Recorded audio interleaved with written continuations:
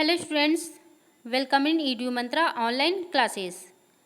Students, आज की अपनी इस वीडियो के माध्यम से आप सभी को पढ़ाने वाली हूँ सीबीएसई क्लास 9th के क्षितिज भाग 1 की पुस्तक का दूसरा अध्याय, यानी कि संत कवित्री ललित जी के द्वारा रचित वाह कविता की संदर्भ सहित व्याख्या और साथ ही साथ इस वाह कविता के सारूपी महत्व के बारे में भी बताऊंगी। और स्टूडेंट्स, आप सभी को बता देना चाहती हूँ कि इसके पहले की वीडियो में मैंने ललित जी के जीवन से संबंधित, यानी कि कवित्री ललित जी का जीवन परिचय, उनकी रचनाएं, साहित्यिक विशेषताएं और भाषा शैली आदि के बारे में काफ़ी कुछ बता चुकी हूँ।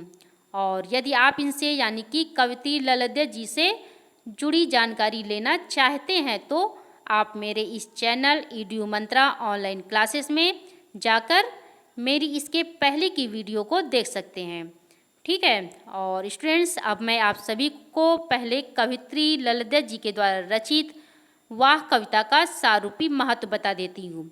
और इस वाह कविता के सारूपी महत्व बताने से पहले आप सभी स्टूडेंट्स से यह ज़रूर कहना चाहूँगी कि जो स्टूडेंट्स मेरे इस चैनल में नए हैं और जिन्होंने अभी मेरे इस चैनल को सब्सक्राइब न किया हो वो मेरे इस चैनल को सब्सक्राइब ज़रूर कर लें और साथ ही साथ बेल आइकन्स को भी दबा दें ताकि मैं अपने आगे की जितनी भी वीडियो को अपलोड करूं उन सभी की नोटिफिकेशन आपको मिलती रहे। और अब मैं आती हूं अपने टॉपिक पर। तो जैसा कि आप यहाँ ये देखिए, जैसा कि आप यहाँ स्क्रीन में देख रहे हैं, ये देखिए यहाँ पर कवित्री ललित जी के द्वारा रचित वाह कविता का सारूपी महत्व दिया गया है। और जैसा कि इसमें बताया गया है कि विद्यार्थियों को भक्ति काल की व्यापक जन चेतना और उसके अखिल भारतीय स्वरूप से परिचित कराने के उद्देश्य से यहाँ ललित जी ने 4 वाक्यों का हिंदी अनुवाद प्रस्तुत किया है जो मैं आपको आगे पढ़ाऊंगी। ठीक है। और इसमें जैसा कि पहले वाक्य में ललित जी ने ईश्वर प्राप्ति के लिए किए जाने वाले अपने प्रयासों की व्यर्थता की चर्चा की है और दूसरे वाक्य में इन्होंने बाह्य आडंबरों का विरोध करते हुए यह कहा है कि अंतःकरण से संभावी होने पर ही मनुष्य की चेतना व्यापक हो सकती है। और दूसरे शब्दों में देखा जाए तो इस माया जाल से कम लिप्त होना चाहिए। और इसी तरह तीसरे वाक्य में कवित्री के आत्मलोचन की अभिव्यक्ति है और वे अनुभव करती हैं कि भव सागर से पार जाने के लिए सत्कर्म ही सहायक होते हैं। और इन्होंने भेदभाव का विरोध और ईश्वर की सर्वव्यापकता का बोध चौथे वाक्य में प्रस्तुत किया है। और इस तरह ललित जी ने आत्मज्ञान को ही सच्चा ज्ञान माना है। ठीक है। तो ये थी कवित्री ललित जी के द्वारा रचित वाह कविता का सारूपी महत्व। और अब मैं आपको ललित जी के द्वारा रचित वाह कविता को व्याख्या के साथ पढ़ाऊंगी। तो जैसा कि आप यहाँ ये देखिए स्टूडेंट्स, जैसा कि आप यहाँ स्क्रीन में देख रहे हैं, यहाँ कवित्री ललित जी के द्वारा रचित वाह कविता की कविताएं दी गई हैं जिसे मैं आपको व्याख्या के साथ पढ़ाने वाली हूँ। लेकिन इसके पहले मैं आपको इस कविता का संदर्भ बता देना चाहती हूँ। तो जैसा कि यह कविताएं हमारी पाठ्य पुस्तक क्षितिज भाग 1 के अंतर्गत संकलित कश्मीरी संत कवित्री ललित जी की रचनाओं वाह कविता से ली गई है। ठीक है। और आपको बता दूं कि वाह का मतलब होता है वाणी या कथन, अर्थात 4 पंक्तियों में लिखी गई कश्मीरी शैली की एक गाई जाने वाली रचना। ठीक है। और इनकी यानी कि कवित्री ललित जी की पहली वाह कविता है, रस्सी कच्चे धागे की खींच रही है नाव, जाने कब सुन मेरी पुकार, करे देव भव सागर पार, पानी टपके कच्चे सकोरे, व्यर्थ प्रयास हो रहे मेरे, जी में उठती रह रहे हुक, घर जाने की चाह घेरे। तो यहाँ पहले मैं आपको इस कविता में आए हुए कठिन शब्दों के अर्थ बता देती हूँ। जैसे यहाँ पर रस्सी कच्चे धागे की, तो इसका मतलब होता है कमज़ोर और नासवान सहारे। और नाव का मतलब होता है जीवन रूपी नाव या शरीर रूपी नाव। और पुकार का मतलब होता है पुकारना या आवाज़ लगाना। और देव मतलब ईश्वर या प्रभु। भवसागर का मतलब होता है संसार रूपी सागर। और कच्चे सकोरे का मतलब होता है स्वाभाविक रूप से कमज़ोर या फिर मिट्टी का बना छोटा पात्र जिसे पकाया नहीं गया है। ठीक है। और जी मतलब मन, हुक मतलब पीड़ा या तड़प, और चाह मतलब चाहत या इच्छा। तो इस वाक कविता में कवित्री ने अपनी निराशा से उत्पन्न पीड़ा का बोध करते हुए कहती हैं कि रस्सी कच्चे धागे की खींच रही है नाव। यानी कि यहाँ पर रस्सी शब्द जीवात्मा के लिए प्रयुक्त किया गया है। और यहाँ इस पंक्ति के माध्यम से कवित्री कहती हैं कि वह अपने सांसों की कच्ची रस्सी की सहायता से या कमज़ोर और नासवान सहारे से इस जीवन रूपी या शरीर रूपी नाव को खींच रही है। और कहती हैं कि जाने कब सुन मेरी पुकार, करे देव भव सागर पार। अर्थात इस पंक्ति के माध्यम से कवित्री ईश्वर से आस लगाए बैठी हैं और कहती हैं कि मालूम नहीं ईश्वर मेरी पुकार या मेरी आवाज़ सुनकर मुझे भव सागर अर्थात संसार रूपी सागर से कब पार कराएंगे, कब मुक्ति दिलाएंगे। और आगे है पानी टपके कच्चे सकोरे, व्यर्थ प्रयास हो रहे मेरे। और यहाँ फिर उदाहरण देते हुए कहती हैं कि जिस प्रकार कच्ची मिट्टी से बने पात्र या बर्तन से पानी टपके यानी कि पानी टपक टपक कर कम होता रहता है, उसी तरह उनका समय भी बीतता जा रहा है और प्रभु को पाने के उनके सारे प्रयास व्यर्थ सिद्ध हो रहे हैं। अर्थात कवित्री का कहना है कि हर दिन उनकी आयु कम होती जा रही है, उनकी ईश्वर से मिलने की सारी कोशिशें असफल होती जा रही हैं। और आगे है जी में उठती रह रहे हुक, घर जाने की चाह घेरे। यानी कि यहाँ इस पंक्ति में कवित्री के मन में बार बार एक ही पीड़ा उठती है कि कब मैं इस नश्वर संसार को छोड़कर प्रभु के पास पहुँच जाऊँ और सांसारिक कष्टों से मुक्ति पा सकूँ। अर्थात ईश्वर से मिलने या उनके शरण में जाने की तीव्र चाहत से मैं घिरी हुई हूँ। तो ये थी कवित्री ललित जी की पहली कविता की व्याख्या। और अब मैं इस कविता की काव्यगत विशेषताएं भी बता देती हूँ। देखिए यहाँ इस कविता में कवित्री ने ईश्वर के प्रेम को पाने की अपनी आतुरता व्यक्त की है और इस कविता में उनकी आशावादी दृष्टिकोण प्रदर्शित हुआ है और इसमें कश्मीरी भाषा का अनुवादित रूप है और इसमें वाक काव्य शैली को अपनाया गया है। और यहाँ भवसागर पार जिसमें अनुप्रयास अलंकार है, ठीक है। और शब्द आया है रह में, पुनरुक्ति प्रकाश अलंकार है, ठीक है। तो ये थी वाक की पहली कविता की व्याख्या और उसकी विशेषताएं। और अब कवित्री ललित जी की दूसरी कविता, ये देखिए दूसरी कविता पढ़ती हूँ और दूसरी कविता है खा खा कर कुछ पाएगा नहीं, ना खाकर बनेगा अहंकारी, समखा तभी होगा संभावी, खुलेगी साकल बंद द्वार की। तो यहाँ पर भी पहले मैं आपको इसमें आए हुए कठिन शब्दों के अर्थ बता दे रही हूँ। जैसे अहंकारी का मतलब होता है घमंडी, और सम का मतलब होता है अंतःकरण या फिर बाह्य इंद्रियों का निग्रह या वशीकरण। और समभावी का मतलब होता है समता की भावना या समान भाव। और खुलेगी साकल बंद द्वार की, यानी कि चेतना व्यापक होगी या फिर मन मुक्त होगा, अथवा व्यापक चेतना की स्थिति भी होता है, ठीक है। तो यहाँ पर इन दिए गए पंक्तियों के माध्यम से कवित्री ने धार्मिक रूढ़ियों और बाह्य आडंबरों से ऊपर उठकर सबको एक समान समझते हुए सबके प्रति समभाव और अहंकार त्याग कर सरलता अपनाने की बात कही है। और कहती हैं कि खा खा कर कुछ पाएगा नहीं, न खाकर बनेगा अहंकारी।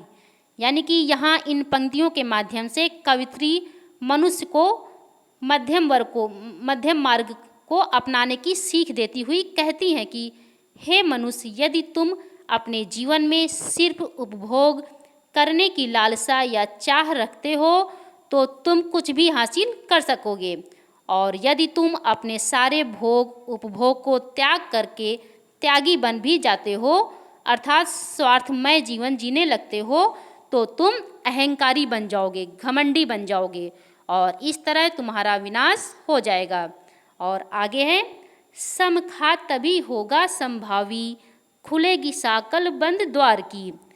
और आगे फिर कवित्री अपनी बातों को रखते हुए कहती हैं कि मनुष्य को अपने जीवन में समभावी यानी कि समता की भावना या समान भाव बनाए रखना चाहिए, आपस में संतुलन बनाए रखना चाहिए, अर्थात ना उसे ज़्यादा भोग करना चाहिए और ना ही ज़्यादा त्याग करने का प्रयत्न करना चाहिए, तभी वह संभावी बन सकेगा। और तत्पश्चात हम में व्यापक चेतना जागृत होगी, मन मुक्त होगा, यानी कि हमारे मन के सारे आडंबर युक्त बंधनों से मुक्त हो सकेगा तथा हमारे हृदय में उदारता की भावना जागृत होगी। यानी कि यहाँ इस दूसरे वाक्य कविता में ललित जी का कहना है कि यदि कोई आडंबर से भरी हुई पूजा करता है तो उससे कुछ नहीं मिलता है, और पूजा नहीं करने वाला अपने अहंकार में डूब जाता है। और यदि आप अपनी इंद्रियों पर विजय प्राप्त कर लेते हैं तो समझिए कि आपने असली पूजा कर ली है, क्योंकि इंद्रियों पर विजय प्राप्त करने से ही ज्ञान के बंद दरवाजे आपके लिए खुल जाते हैं, और हमारी ज्ञानेंद्रियां हमें हमारे शरीर से बाहर की दुनिया से तालमेल और संपर्क बिठाने में मदद करती हैं। जैसे देखना, सुनना, सूंघना, स्पर्श करना और स्वाद लेना, ये सारी क्रियाएं हमारे लिए बहुत ज़रूरी होती हैं। लेकिन यदि आपने इन किसी पर से भी अपना नियंत्रण खो देते हैं तो बड़ी मुश्किल खड़ी हो सकती है। जैसे कि मिठाई यदि ज़्यादा खाई जाए तो उससे मधुमेह जैसी खतरनाक बीमारी हो जाती है। ठीक है। और अब आपको ललित जी की दूसरी वाक्य कविता की व्याख्या अच्छे से समझ में भी आ गई होगी। और अब इनकी यानी कि कवित्री ललित जी के द्वारा रचित तीसरी वाक्य कविता को पढ़ती हूँ। और इनकी तीसरी कविता है, आई सीधी राह से गई न सीधी राह, सुसुम सेतु पर खड़ी थी बीत गया दिन आह, जेब टटोली कौड़ी न पाई, माझी को दूं क्या उतराई। तो यहाँ इस कविता में भी पहले कुछ कठिन शब्दों के अर्थ बता दे रही हूँ। जैसे कि गई न सीधी राह का मतलब होता है जीवन में सांसारिक छल छद्मों की राह में चलना, और सुषुम सेतु का मतलब होता है सुषुम्ना नाड़ी रूपी पुल या हठयोग। ठीक है। हठयोग में शरीर की 3 प्रधान नाड़ियाँ जैसे ईड़ा, पिंगला और सुषुम्ना में से एक नाड़ी सुषुम्ना जो नासिका के मध्य भाग में स्थित है। ठीक है। इस नासिका के मध्य भाग में स्थित होती है। और इसमें जेब टटोली का मतलब होता है आत्मविश्लेषण करना या आत्मनिरीक्षण करना। और कौड़ी न पाई का मतलब होता है कुछ प्राप्त न होना या फिर कुछ हासिल न होना। और माझी का मतलब गुरु या नाविक या फिर जीवन का बागडोर संभालने वाला ईश्वर। और उतराई यानी सत्कर्म रूपी पारिश्रमिक या अच्छे कर्मों का फल भी होता है। ठीक है। और आपको बता दूं कि इस कविता के माध्यम से कवित्री यह बताना चाह रही हैं कि ईश्वर की प्राप्ति का जो मार्ग उसने चुना है वह उपयुक्त नहीं था, और न ही वह सीधे उस रास्ते पर चल ही पाए हैं, जिसे कवित्री ललित जी ने इन पंक्तियों के द्वारा कहती हैं कि आई सीधी राह से गई न सीधी राह, सुषुम सेतु पर खड़ी थी बीत गया दिन आ। यानी कि कवित्री इन पंक्तियों में कहना चाहती हैं कि मुझे पश्चाताप हो रहा है कि मैं अपने जीवन में सांसारिक छल छद्मों की राह या रास्ते में चली, यानी कि मैं जीवन भर असत्य के मार्ग पर चलते हुए ईश्वर को तलाश की, अर्थात भक्ति मार्ग को त्याग कर हठ योग का सहारा लेकर अपने और ईश्वर के मध्य सेतु का निर्माण करना चाहती थी। परंतु मैं निरंतर अपने इस प्रयास में असफल होती रही और धीरे धीरे मेरी उम्र घटती रही और इसी में मेरा जीवन बीत गया। और आगे है, जेप टटोली कौड़ी न पाई, माझी को दूं क्या उतराई। यानी कि यहाँ इन पंक्तियों के माध्यम से कवित्री फिर कहती हैं कि जीवन के अंतिम समय में जब मैंने जेब टटोला, जेब में खोजा, अर्थात जब मैंने आत्मविश्लेषण या आत्मनिरीक्षण करना चाही तो मुझे कुछ भी प्राप्त न हुआ। कुछ अर्थात बदले में मैं एक कौड़ी भी उस माझी को नहीं दे पाई और अब मुझे चिंता सता रही है कि माझी को दूं क्या उतराई, यानी कि दूं क्या उतराई, अर्थात भवसागर से पार उतारने वाले मेरे जीवन की बागडोर संभालने वाले ईश्वर रूपी माझी को उतराई, यानी कि किराया के रूप में क्या दूंगी, अच्छे कर्मों का फल क्या बतलाऊंगी, अर्थात मैं अपने जीवन में कुछ न हासिल कर सकी।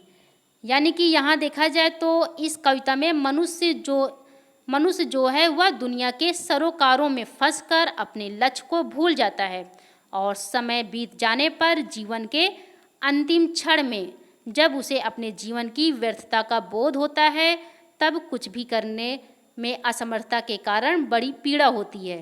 ठीक है, और अब इस कविता की विशेषताएं भी जान लेती हूँ। यहाँ इस कविता में यह बताया गया है कि मनुष्य अपने स्वार्थ सिद्ध करने के पीछे अपनी जीवन के लक्ष्य को भूल जाता है, अपने जीवन के लक्ष्य को भूल जाता है। और इसमें सुषुम सेतु शब्द आया है जिसमें रूपक अलंकार है और इस कविता में प्रतीकात्मक शब्दावली है। ठीक है, तो ये थी कवित्री ललित जी के द्वारा रचित तीसरे वाक कविता की व्याख्या और इसकी विशेषताएं। और अब इनकी यानी कि ललित जी की अंतिम या चौथी वाक कविता भी देख लेती हूँ। और इनकी चौथी कविता है, थल थल में बसता है शिव ही, भेद न कर क्या हिंदू मुसलमान, ज्ञानी है तो स्वयं को जान, वही है साहिब से पहचान। और इसमें भी जैसे थल थल का मतलब होता है सर्वत्र या कड़कड़, और शिव का मतलब ईश्वर या कल्याणकारक, और ज्ञानी यानी ज्ञान रखने वाला, साहिब यानी सर्वोच्च या स्वामी या फिर ईश्वर का प्रतिरूप। ठीक है, और इस कविता में आपको बता दूं कि ईश्वर की एक सत्ता का बोध करते हुए एक मनुष्यता और स्वयं मनुष्य के भीतर ही परमात्मा को देखने की सलाह देती हुई ललित जी कहती हैं कि थल थल में बसता है शिव ही, भेद न कर क्या हिंदू मुसलमान। तो यहाँ इन पंक्तियों के माध्यम से कवित्री ललित जी कहना चाहती हैं कि शिव अर्थात ईश्वर सर्वत्र हैं, सभी जगह व्याप्त हैं, वह तो कड़कड़ में उपस्थित हैं।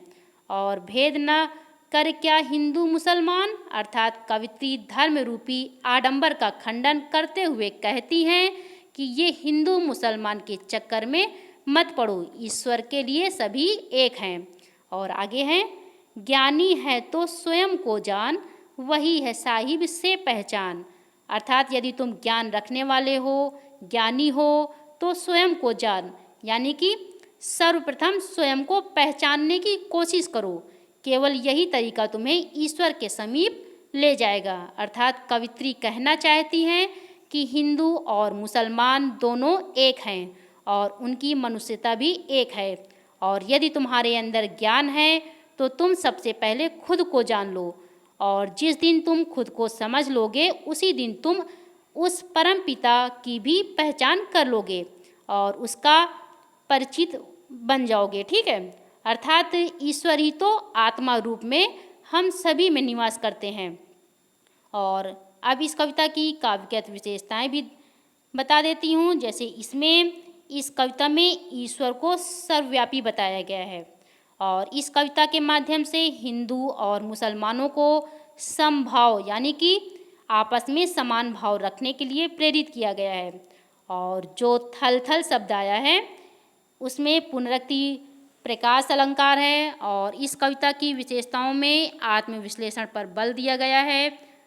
ठीक है, तो ये थी कवयित्री ललिता जी द्वारा रचित वाह कविता की अंतिम व्याख्या और इसकी विशेषताएं। और आगे देखिए, ये देखिए आगे, हाँ ये देखिए आगे दिया है, यहाँ स्क्रीन में आप देख रहे हैं।